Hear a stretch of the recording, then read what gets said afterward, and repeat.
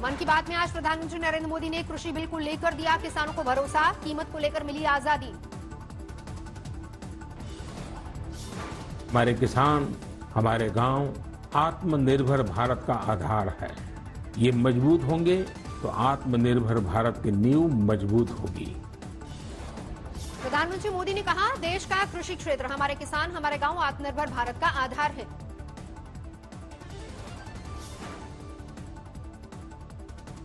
अमृतसर में किसानों का रेल रोको विरोध जारी, दिल्ली अमृतसर ट्रैक पर धरना जारी। पंजाब के तरनतारन में 500 ट्रैक्टरों पर बैठकर कांग्रेस के 10 विधायक और एक सांसद ने निकाली रैली, कृषि बिल का किया विरोध। बीजेपी और मोदी सरकार को बड़ा झटका, शिरोमणि अकाली दल ने एनडीए से नाता तोड़ा। किसान बिल से खफा शिरोमणि अकाली दल, पहले केंद्रीय मंत्री हरसिमरत कौर बादल ने मंत्री पद से इस्तीफा दिया था, जताई थी नाराजगी। एनडीए से नाता तोड़कर मोदी सरकार पर हमलावर हुई शिरोमणि अकाली दल, मोदी सरकार पर हठी होने का आरोप लगाया। शिवसेना नेता संजय राउत ने कहा, जिस गठबंधन में शिवसेना और अकाली दल नहीं है, मैं उसको एनडीए नहीं मानता। अकाली दल के एनडीए से नाता तोड़ने पर कांग्रेस का पलटवार, मुख्यमंत्री कैप्टन अमरिंदर सिंह बोले, यह अकाली दल की नैतिकता नहीं, राजनीतिक मजबूरी।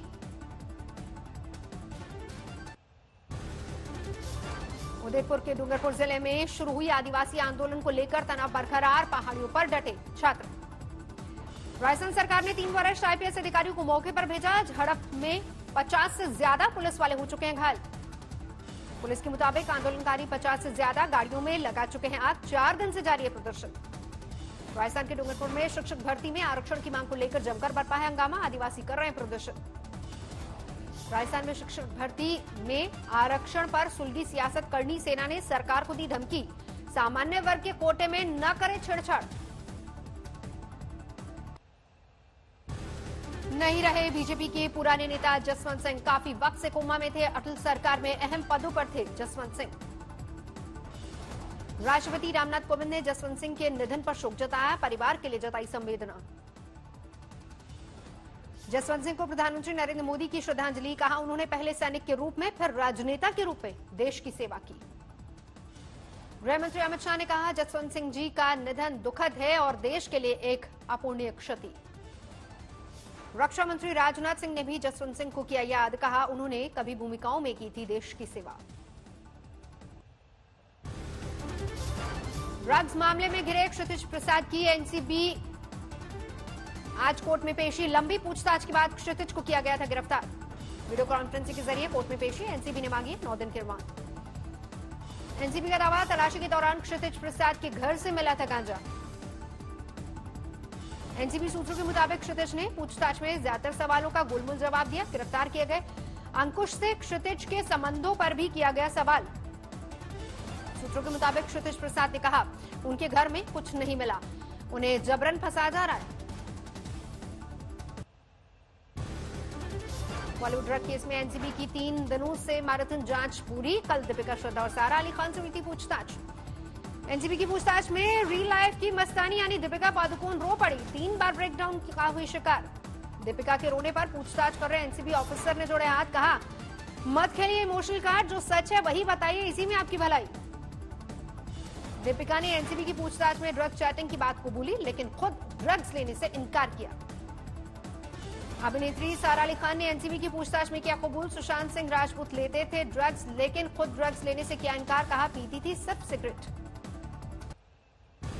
एनसीबी की पूछताछ में अभिनेत्री श्रद्धा कपूर ने एक्सटर्नल यूज के लिए सीबीडी ऑयल लेने की बात कबूल की, जया साहा से ड्रग चैटिंग की बात भी मानी। एनसीबी की पूछताछ में सारा अली खान और श्रद्धा कपूर ने सुशांत के फार्म हाउस पर पार्टी करने की बात भी मानी। एनसीबी ने दीपिका और उनकी मैनेजर करिश्मा का मोबाइल फोन जब्त किया, होगी फॉरेंसिक जांच।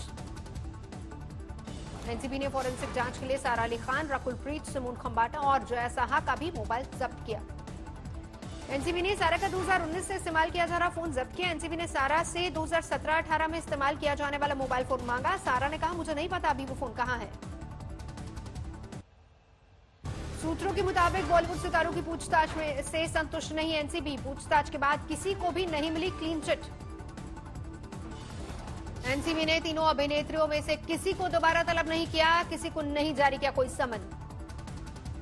एनसीबी की 2 टीमें ड्रग केस की कर रही थी तफ्तीश। मुंबई जोनल एनसीबी टीम और दिल्ली की एसआईटी टीम अगले 3 दिनों में सौंपेगी अपनी जांच रिपोर्ट। दिल्ली की एसआईटी टीम ने दीपिका, रकुलप्रीत सिंह, खंबाटा, जयसा और दीपिका की मैनेजर करिश्मा से पूछताछ की। मुंबई जोनल एनसीबी टीम ने सारा अली खान, श्रद्धा कपूर से पूछताछ की। सूत्रों के मुताबिक एनसीबी के डीजी राकेश अस्थाना को दोनों टीमें सोमवार को सौंपेंगी अपनी रिपोर्ट।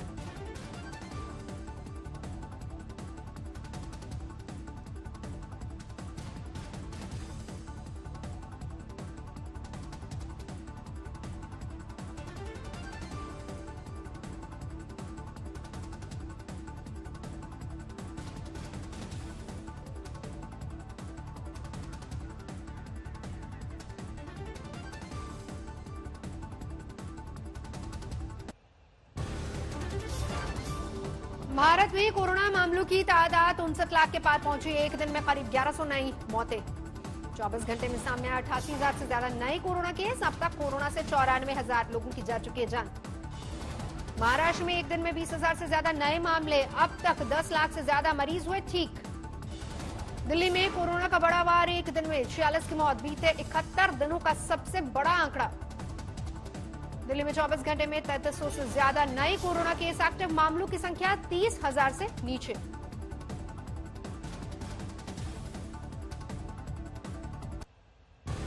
बीजेपी नेता Uma Bharti corona positive, tweet करके दी जानकारी। उमा भारती ने लिखा, पहाड़ी यात्रा से लौटने के बाद कराया टेस्ट, 3 दिन से था हल्का बुखार। पुणे में कोरोना का कहर जारी। 24 घंटे में सामने आए 1637 नए मामले। पुणे में 24 घंटे में 60 लोगों की कोरोना से मौत। शहर में 1,40,000 कोरोना केस। सूरत में इस साल नहीं दिखेगी नवरात्रि की रौनक। कोरोना की वजह से लोगों को अपने आसपास ही त्योहार मनाने की अपील की गई।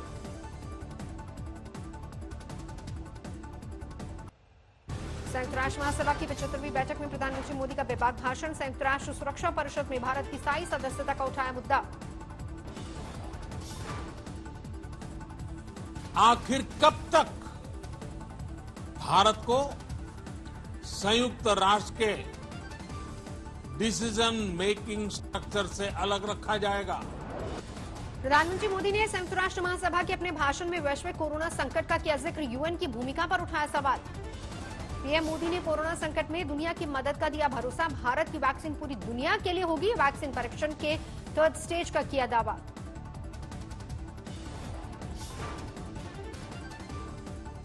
और वैक्सीन डिलीवरी क्षमता पूरी मानवता को इस संकट से बाहर निकालने के लिए काम आएगी।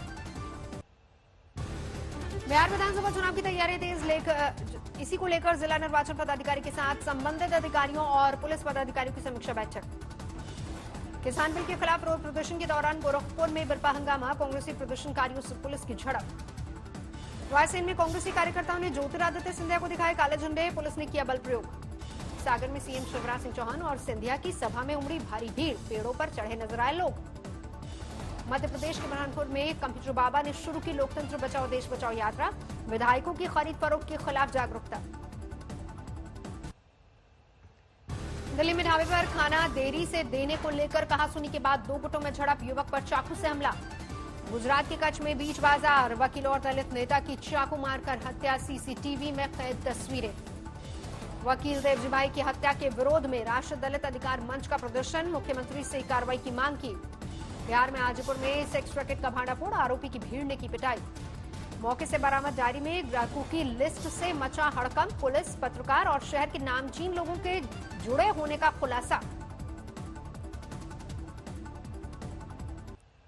वडोदरा में कलेक्टर की पहल। हर स्कूल को रेन वाटर हार्वेस्टिंग सिस्टम से जोड़ने की शुरू हुई कवायद। नोएडा में सुपरटेक बिल्डर के ऑफिस में मारपीट। फ्लैट खरीदार अपने घरों को लेकर चर्चा करने गए थे, तभी बड़ा बवाल। पुलिस ने दोनों पक्षों की शिकायत दर्ज की। यूपी के मुरादाबाद में पुलिस ने 3 सगी बहनों को गिरफ्तार किया। चोरनी गैंग का आरोप। इंदौर में कारोबारी के घर में पीपीई किट और मास्क पहनकर घुसे चोर। सीसीटीवी में रिकॉर्ड हुई पूरी वारदात। यूपी के हाथरस में विवादित जमीन पर कब्जे को लेकर मारपीट, वीडियो वायरल। कानपुर पुलिस ने 4 तस्करों को दबोचा। ड्रग रैकेट से जुड़े थे तार। गुजरात के गोंडल में नदी में गिरी बेकाबू कार। 3 साल का मासूम लापता। ट्रेन के जरिए नदी से निकाली गई कार। कार सवार 4 लोगों को रेस्क्यू किया गया। छत्तीसगढ़ के कांकेर में एक पत्रकार के साथ थाने के बाहर कुछ नेताओं ने की मारपीट, वीडियो वायरल। ओडिशा के जाजपुर में 104 साल के बुजुर्ग की हर और सराहना, कोरोना काल में मजदूरों के बच्चों को दे रहे मुफ्त शिक्षा। आजमगढ़ में घंटों चला एक तांत्रिक का तमाशा, एक मृतक को तंत्र विद्या से जिंदा करने की कोशिश में जुटा मजमा। मेरठ में चलती बस में महिला से गैंगरेप के केस को पुलिस ने बताया झूठा, अवैध संबंधों की पेश की दलील, एक बर्खास्त फौजी को किया गिरफ्तार। नोएडा में आपराधिक घटनाओं पर अंकुश के लिए चला ऑपरेशन प्रहार, 27 आरोपी हिरासत में लिए गए। सीतामढ़ी में एक शख्स की गोली मारकर हत्या, अज्ञात हमलावरों ने वारदात को अंजाम दिया। जोधपुर के कोविड हॉस्पिटल में बेड से गिरी बुजुर्ग महिला, वीडियो वायरल, अस्पताल पर लापरवाही का आरोप।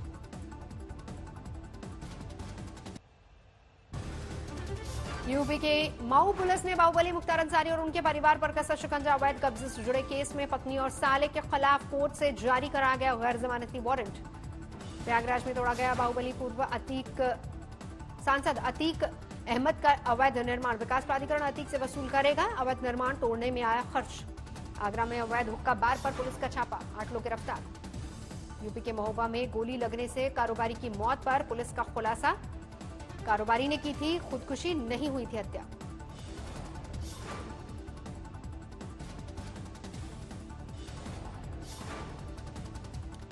दिल्ली के नरेला इलाके में जूता फैक्ट्री में भीषण आग, लाखों का नुकसान।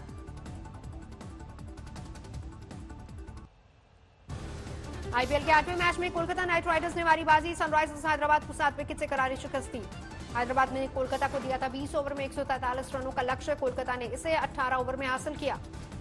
कोलकाता की ओर से ओपनर शुभमन गिल ने खेली शानदार पारी, 70 रन बनाकर लौटे नाबाद। शुभमन ने 62 गेंदों पर बनाए 70 रन, 5 चौके 2 छक्के जड़े, बने man of the match. Kolkata के बल्लेबाज मॉर्गन ने की धमाकेदार बल्लेबाजी, 29 गेंदों में 42 रन बनाकर नॉट आउट लौटे। हैदराबाद की ओर से मनीष पांडे ने जड़ा अर्धशतक, 38 गेंदों में बनाए 53 रन।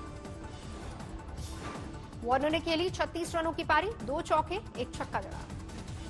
आईपीएल में आज राजस्थान रॉयल्स और किंग्स 11 पंजाब की जंग शाम 7:30 बजे होगा दुबई में मुकाबला। आईपीएल की अंक तालिका में दिल्ली कैपिटल्स पहले, किंग्स 11 पंजाब दूसरे पायदान पर काबिज। तीसरे और चौथे पायदान पर मुंबई और राजस्थान की टीम, धोनी की टीम चेन्नई सुपर किंग्स का अंक तालिका में 6वां नंबर। सऊदी अरब टूरिस्ट वीजा पर रोक हटाने पर कर रहा विचार, 2021 की शुरुआत तक हट सकती है, कोरोना काल में लगाई गई रोक। अमेरिका में सुप्रीम कोर्ट के नए जज होंगे एमी कोनी बैरेट, राष्ट्रपति ट्रंप करेंगे नाम का ऐलान, व्हाइट हाउस में ट्रंप के साथ नजर आए बैरेट। कोरोना काल में पुर्तगाल में बहाल हुई कामगारों की हालत, रोजी रोटी के लिए किया प्रदर्शन। लंदन की सड़कों पर जुटे हजारों प्रदर्शनकारी।